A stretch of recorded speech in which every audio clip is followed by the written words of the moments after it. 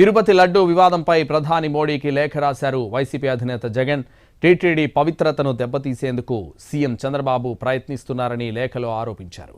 చంద్రబాబును గట్టిగా మందలించాలని, అసలు నిజాలు బయటపెట్టాలని ప్రధానికి విజ్ఞప్తి చేశారు. చంద్రబాబు ఆరోపణలతో టీటీడీ పవిత్రత, సమగ్రత, ప్రతిష్టకు కోలుకోలేని నష్టం వాటిల్లిందని లేఖలో పేర్కొన్నారు. వైఫల్యాల నుంచి ప్రజల దృష్టి మళ్లించేందుకే తిరుమల విషయంలో చంద్రబాబు పచ్చి అబద్ధాలు చెప్తున్నారని జగన్ ఆరోపించారు. 6 నెలలకోసారి ఈ టెండరింగ్ ద్వారానే నెయ్యి కొనుగోళ్లు జరుగుతాయని, నెయ్యి కొనుగోళ్లపై దశాబ్దాలుగా ఇలాగే జరుగుతోందన్నారు. ప్రమాణాలకు తగ్గట్టు నెయ్యి లేకపోతే ట్యాంకర్లను వెనక్కి పంపడం గతంలో చాలాసార్లు జరిగిందని స్పష్టం చేశారు.